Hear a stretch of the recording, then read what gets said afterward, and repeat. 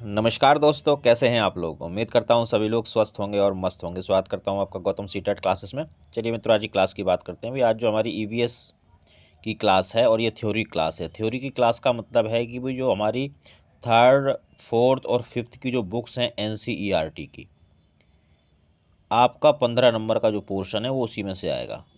First paper में EVS 30 marks की आती है, इसमें से 15 नंबर इसमें से आएंगे और बाकी 15 पैडा के होंगे। और दोस्तों, पैडा की क्लास देखने के लिए आप मेरी जो ईवीएस की प्लेलिस्ट है उस पर चले जाइए। ईवीएस पेडागोजी की नेगेटिव और पॉजिटिव से सारा खेल ख़त्म हो जाएगा। और आप अगर अच्छे से तैयारी कर लें, मेरी ये दोनों क्लासेस देख लें ईवीएस की, तो आप 30/30 भी ला सकते हैं। मेरे कई बच्चों के आते हैं। तो चलिए मित्रों, आज की क्लास स्टार्ट करते हैं। देखते हैं आप लोगों ने कितनी तैयारी की है। आज हम 10 क्वेश्चन डिस्कस करेंगे और आप मुझे बताएं कि आपका स्कोर क्या रहा है। पहला क्वेश्चन, कांसा यानी कि ब्रांज के बारे में निम्नलिखित कथनों का अध्ययन कीजिए।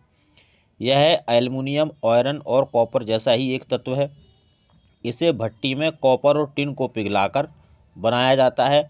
आदिवासी लोग ब्रांज का उपयोग हजारों वर्षों से कर रहे हैं। ब्रांज की बनी वस्तुएं एल्युमिनियम की बनी वस्तुओं की तुलना में हल्की परंतु कहीं अधिक मजबूत होती हैं। ये 4 इसमें ऑप्शन दे रखे हैं। अब आप फटाफट बताइए कि इसमें क्या क्या ठीक है। आप लोग अपना आंसर कीजिए, फिर मैं बताता हूँ। तो देखो भाई, इसमें जो है 2 चीज़ें सही है कि जो ब्रांज या जो कांसा होता है वो कॉपर और टिन से बनता है, बी सही है। और आदिवासी लोग इसका बहुत हजारों वर्षों पहले से प्रयोग कर रहे हैं, ये सही है। तो इसका आंसर हो गया बी। अगला क्वेश्चन देखेंगे। खेजड़ी वृक्ष के बारे में सही कथनों को चुनिए। यह वृक्ष मुख्यतः रेगिस्तानी क्षेत्रों में पाया जाता है, ये बात सही है। इसे अधिक जल की आवश्यकता नहीं होती, ये बात भी सही है। यह छायादार वृक्ष है जिसकी छाया में बच्चे खेलना पसंद करते हैं, सही है। यह अपने तने में जल एकत्रित करता है, ये बात गलत है। ये नहीं करता, ये ओक का जो पेड़ होता है रेगिस्तानी ओक, वो करता है, तो ये गलत है। इसमें 1 2 3, तो पहला ही आंसर हो गया। देखिए दोस्तों, इस तरह के जो सवाल आएंगे आपके 15, इनको आप तभी कर पाओगे, मैं ये हर क्लास में बताता हूँ, कि जो एनसीईआरटी की बुक्स हैं आप इनको पढ़ें और इनको ही पढ़ें बस, और किसी को ना पढ़ें। जब तक आप इनको नहीं पढ़ोगे तब तक कुछ नहीं हो सकता है। देखिए, इससे रिलेटेड मेरे पास नोट्स हैं। अगर आपको नोट्स चाहिए तो नोट्स मैं भेज दूंगा। आप मुझे मेरे नंबर पे कांटेक्ट करें, मैं जो वीडियो में बताता हूँ तो नोट्स मैं भेज दूंगा। लेकिन फिर भी मैं ये कहूँगा कि आप अपने नोट्स भी बनाएं। मेरे नोट्स भी आपके पास होंगे, आपके अपने नोट्स भी होंगे। इसमें आपके 15/15 आ जाएंगे, कोई प्रॉब्लम नहीं होगी। और बाकी पैडा के लिए आप मेरा जो पैडागोजी की ईवीएस पैडागोजी की जो प्लेलिस्ट है आप वो देखिए। सिर्फ नेगेटिव और पॉजिटिव से ही आपको 15/15 मिल जाएंगे, कोई प्रॉब्लम नहीं होगी। हाथियों के विषय में नीचे दिया गया कौन सा कथन सही है। भाई नंदू हाथी पढ़ना पड़ेगा आपको इसके लिए। बाकी हम यहाँ देखते हैं। हाथी अपना अत्यधिक भार होने के कारण बहुत आराम करना पसंद करते हैं, ये बात ठीक नहीं है। 3 महीने के हाथी के बच्चे का भार सामान्यतः 2 क्विंटल होता है, ये बात ठीक लग रही है मुझे। वयस्क हाथी एक दिन में 2 कुंटल से अधिक पत्ते खा लेता है, ये बात भी गलत है। अब देखो भाई, गलत और सही का अंदाज़ा तभी पता चलेगा जब आप नंदू हाथी पढ़ोगे, यानी कि एनसीईआरटी की बुक्स पढ़ोगे। हाथी दिन में 8 से 10 घंटे सोता है, ये बात भी गलत है, 2 से 4 घंटे ही सोता है। तो इसमें आपका सेकंड आंसर हो गया। मुझे लगता है कि आप लोगों ने भी सही आंसर किया होगा। अगला क्वेश्चन देखते हैं भाई। नीचे दिया गया पैराग्राफ पढ़िए जिसे गाँव के एक छात्र ने अपने घर के विषय में लिखा। भाई इसको पढ़ लो, फटाफट आंसर बताओ।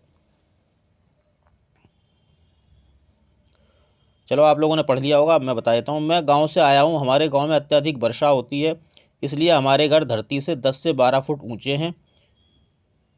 इसमें मजबूत बांस के खंभों पर बनाया जाता है। ये घर अंदर से लकड़ी के बने होते हैं। ये बात एक बताई गई है घर के बारे में। तो इस तरह का जो घर है वो कहाँ मिलेगा आपको, तो भाई ये मिलेगा आपको असम में। और ये आपको पता कब चलेगा, जब एनसीईआरटी की आप बुक्स पढ़ोगे। देखो ये बात जो है मैं बार बार बताता हूँ, इसीलिए बताता हूँ कि ये बात बहुत ही ज़्यादा महत्वपूर्ण है।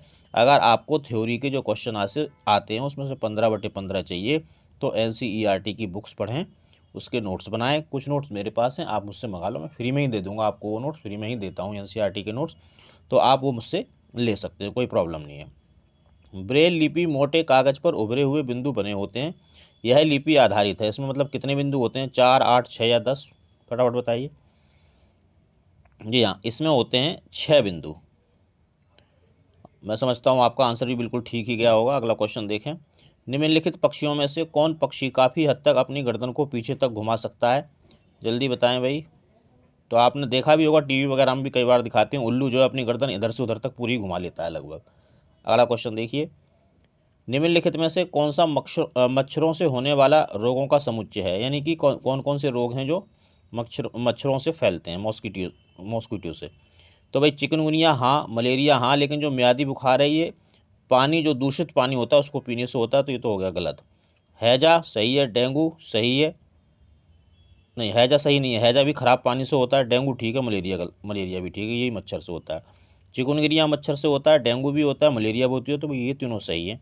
इधर फिर वो मियादी बुखार आ गया जो कि पानी की खराबी से होता है, गंदा पानी पीने से होता है, तो आपका थर्ड आंसर हो जाएगा। भाई ये सारे जो क्वेश्चन हैं ये सीटेट में आते हैं, क्वेश्चन में बार बार आते हैं।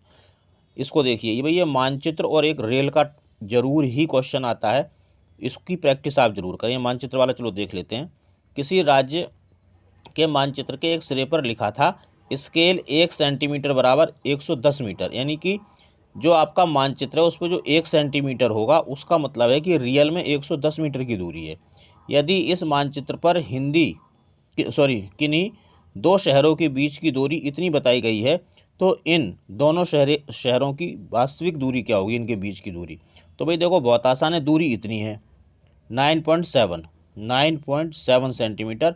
इसको हम मल्टीप्लाई करेंगे 110 से, क्योंकि जो 1 सेंटीमीटर है वो 110 के बराबर है। जब आप इसको गुणा कर लोगे तो आपका आंसर आ जाएगा ए।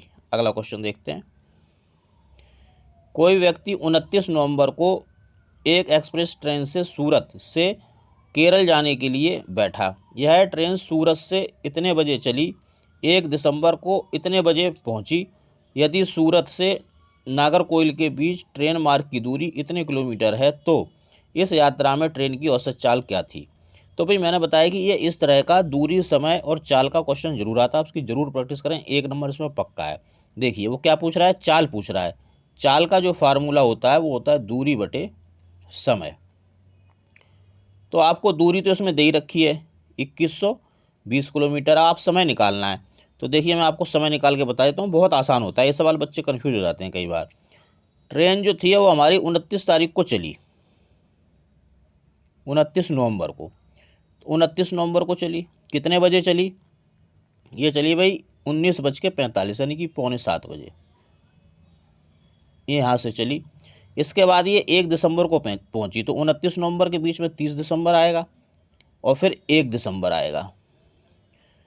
तो देखो 6:45 29 तारीख के और 30 तारीख के 6:45, 24 घंटे तो हो गए भाई ये। अब देखो 6:45 एक दिसंबर को जो ट्रेन थी वो कितने बजे पहुंची, 1 दिसंबर को ट्रेन 11:45 पर पहुंची। अब ये हमने 30 दिसंबर को रात को 7:45 तक 24 घंटे निकाल लिए थे ये। अब देखो 7:45 से सुबह 7:45 तक के 12 घंटे ये रहे।